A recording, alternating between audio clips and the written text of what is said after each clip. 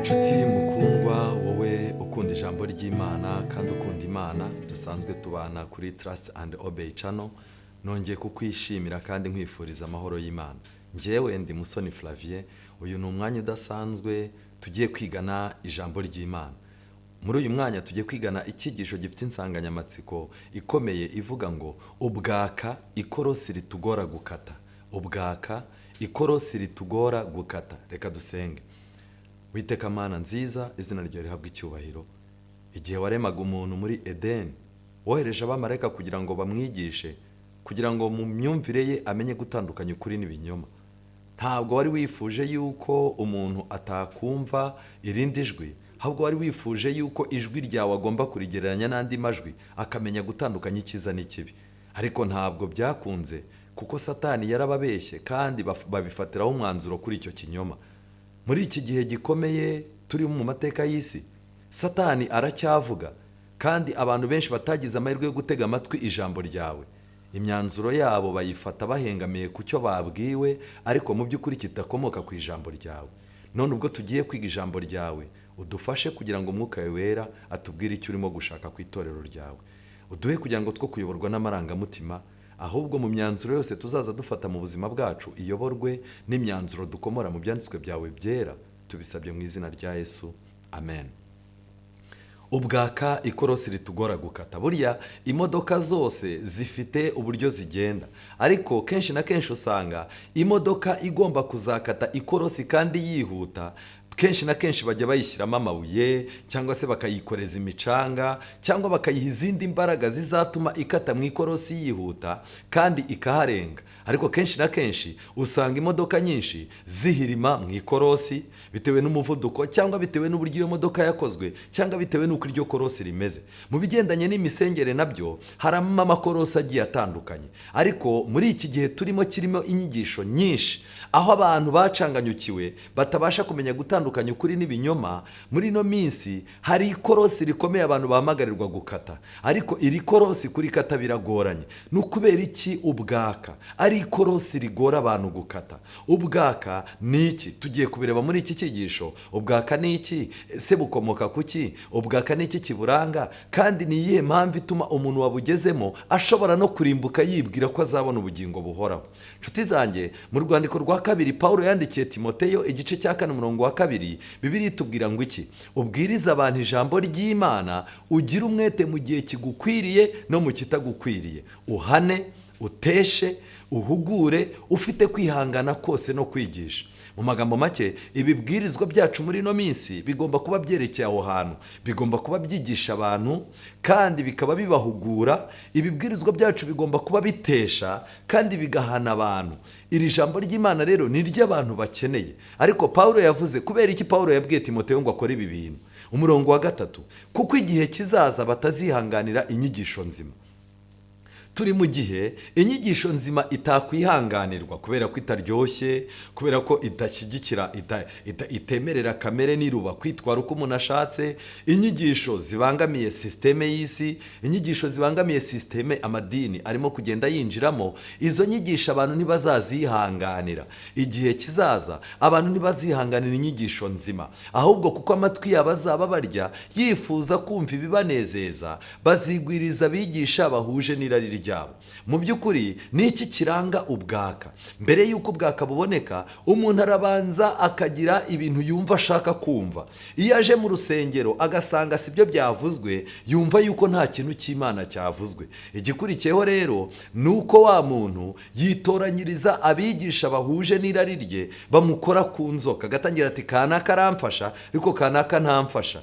Birangira rero bitewe no gushaka uwo muntu, hari igihe uwo muntu adahabwa urubuga, hari igihe umuntu adahabwa ijambo bitewe n'ikibazo runaka, birangira rero ba bantu bagennye umwanya w'ahantu bazahurira na wa muntu akabigisha afite umwanya, ndetse igihe kikagera bakumva yuko ibyo ababwiye ari iby'ijuru rivuga.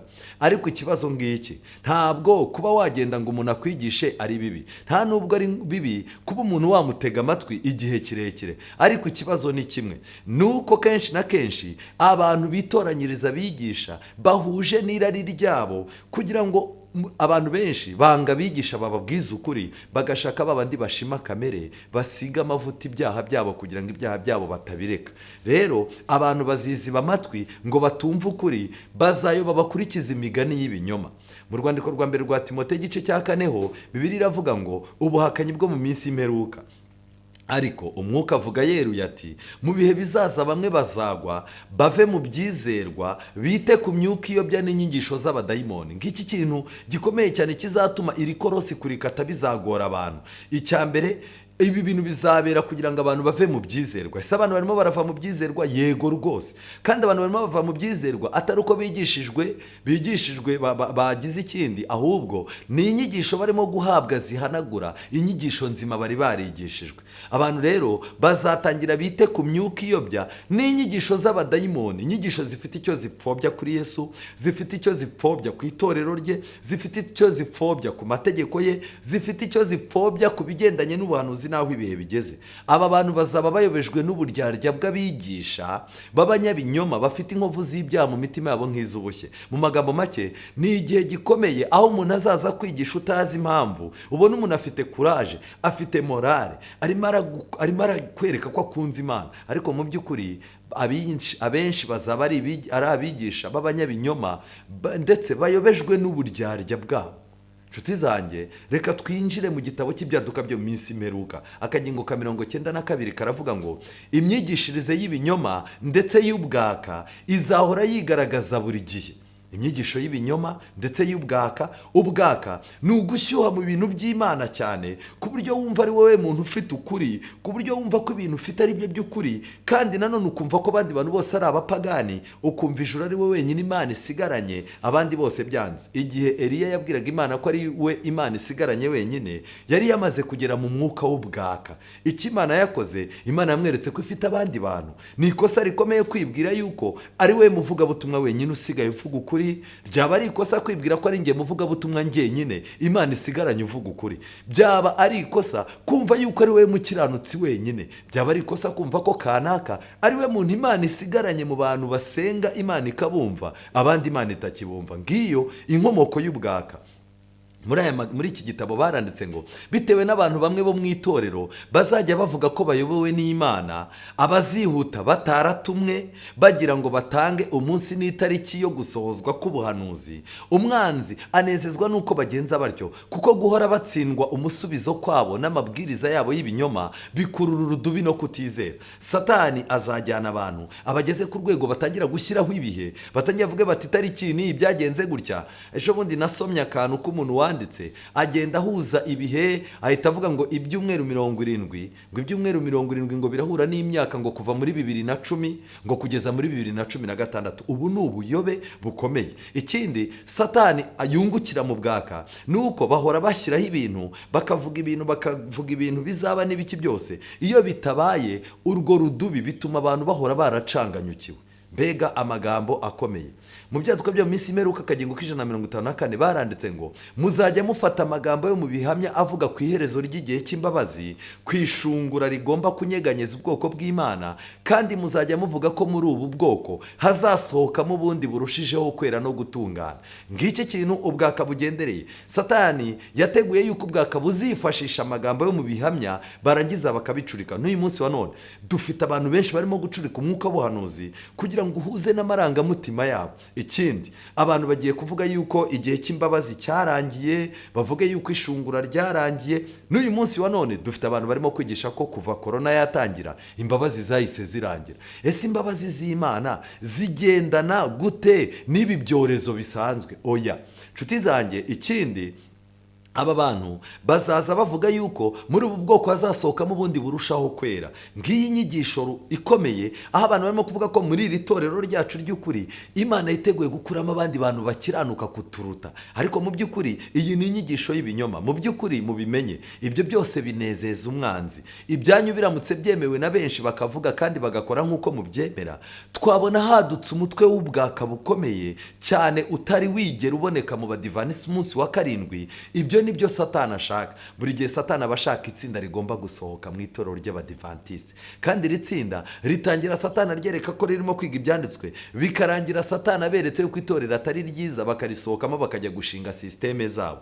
Rero nshuti zanjye, igihe kirageze ngo nibura umuvugabutumwa wirinde ikintu icyo ari cyo cyose cyazatuma itorero ry'Imana ricikamo ibice kubera ibyo bintu, kubera ko nibyo Satani ashaka.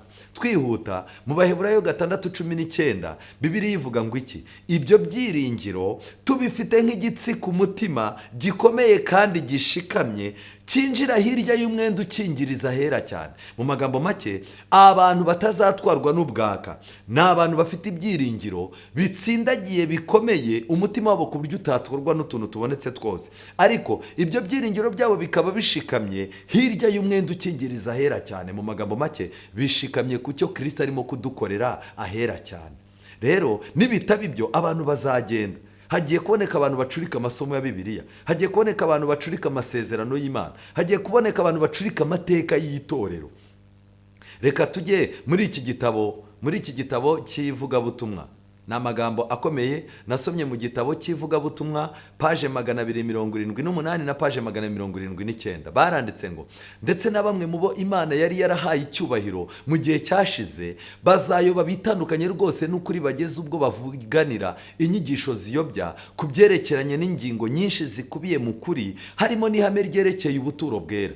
Abantu bazacurika ukuri, bacurike n'inyigisho z'ukuri. Ariko ikintu kibabaje ni uko bazagera n'ubwo bifashisha abantu bahoze bafite icyubahiro cyo mu murimo w'Imana, abantu bahoze ari abayobozi b'amatorero, abantu bahoze bafite inshingano zikomeye mu itorero, ariko bitewe n'uko ubuyobozi buhinduka bagakurwa mu buyobozi n'impamvu runaka, aba bantu bazegera amatsinda y'ubwaka kugira ngo bayatize umurindi, ndetse inyigisho y'ubuturo bwera bazayicurika. Reka mbabwire inshuti zanjye, uyu munsi wa none dukeneye kuba maso.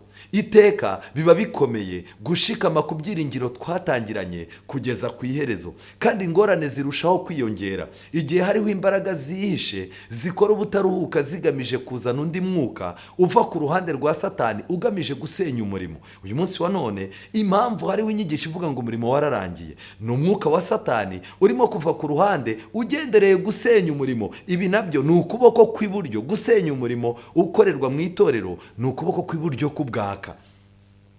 Inyigisho z'ubupfapfa n'amarangamutima yuje uburyarya bizazanwa mu nyigisho zisa nk'aho ari ukuri, bigamije kuyobya n'intore niba bishoboka. Mbese abizera b'itorero baba bari kubaka ku rutare, umugaru uraje, ni umugaru uzagerageza kwizera k'umuntu wese. Paje 279.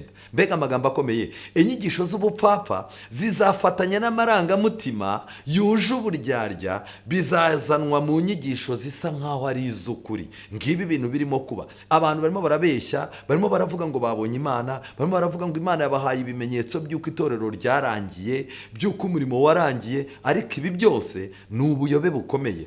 Paje 279 ivugabutumwa baranditse ngo, kubera ko badafite ikibatsika bishingikirije, bazateraganwa bave mu buyobe bumwe bajya mu bundi. Abantu bari mu bwaka bazaza bava mu buyobe bumwe niba buhaga, Satani azaza bashyira mu bundi buyobe, ariko abwita ubushakashatsi, abwita ubucukumbuzi. Bazakozwa hirya no hino n'imiyaga y'inyigisho z'inzaduka.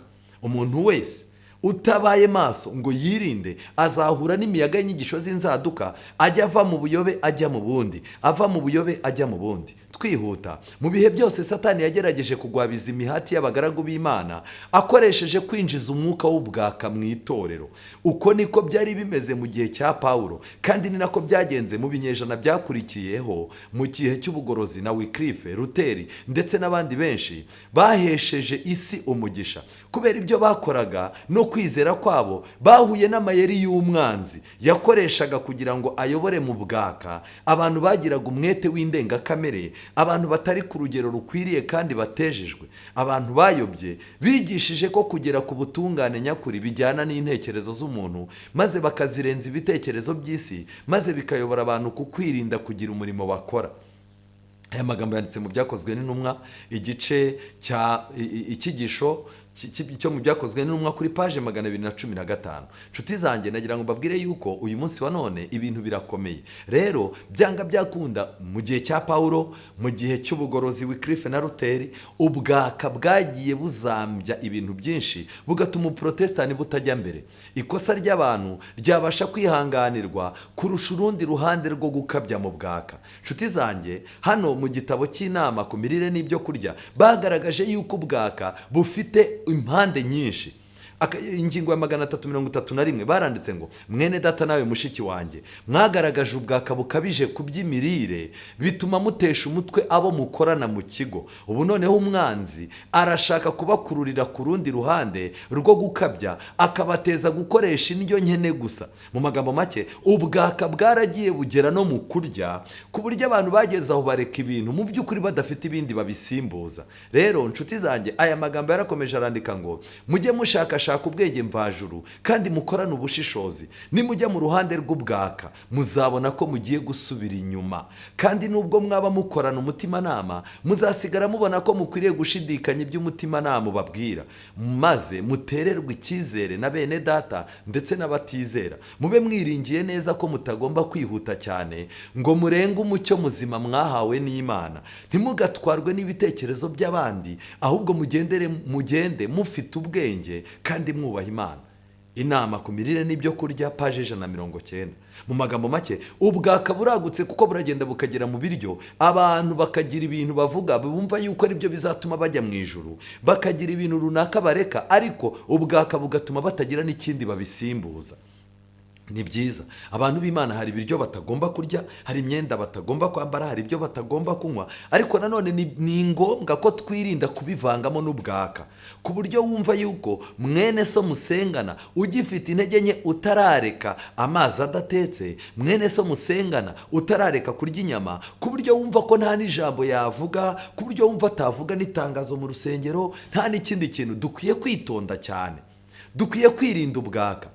Akagingo mu gitabo cy'inama ku mirire n'ibyo kurya, paje 306, akagingo ka 590, baranditse ngo, mu kwigisha amahame y'ubugorozi mu by'ubuzima, hari akaga gaterwa n'uko abantu bamwe bifuza ko habaho impinduka, nyamara zikaba zibasha kubera mbi abandi aho kugira ngo zibabere nziza. Ubugorozi mu by'ubuzima si ikintu kigomba gukorwa huti mu buryo buhutaza abandi. Mu magambo make, dukwiye kwirinda ubwaka.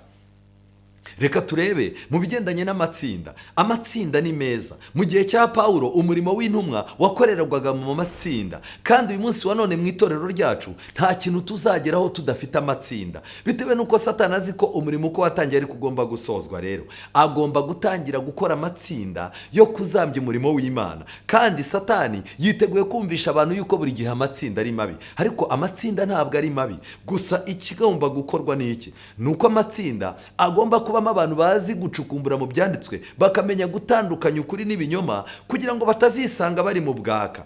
Muri iki gitabo cy'ivugabutumwa, paje 280, N.G. White yanditse ku bintu bikomeye ku bigendanye n'amatsinda. Yaranditse ngo, uko tugenda turushaho kwegera iherezo, amatsinda yishyize hamwe azarushaho kwiyongera. Ayo matsinda azifatanyiriza gukora umutwe urwanya ukuri, akora ibice bishya by'abiyita bizera, bazashyira mu bikorwa inyigisho zabo ziyobya. Icyo gihe ubuhakanyi buziyongera.